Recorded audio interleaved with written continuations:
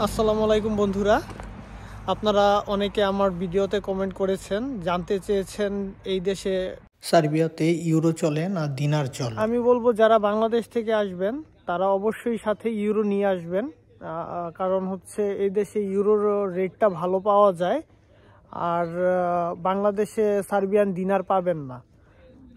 এই দেশে মূলত সার্বিয়ান দিনার চলে।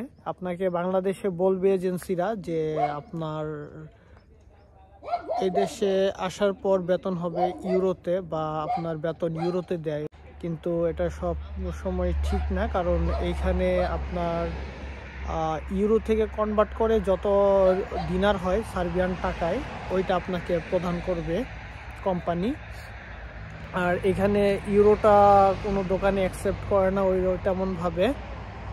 যদি আপনি বেলগ্রেড থাকেন তাহলে সেটা অন্য কথা, কিন্তু আশেপাশের কোনো ছোট শহরে এটা ওই রকমভাবে চলে না, শুধু মানি এক্সচেঞ্জ করতে পারবেন। আপনারা অনেকে আমার ভিডিওতে কমেন্ট করেছেন, জানতে চেয়েছেন এই দেশে ঠান্ডা কেমন। তো এখন বর্তমানে এইখানে ঠান্ডা হচ্ছে রাতে -1 বা 0 মতো থাকে, আর দিনে 9-10 এরকমের।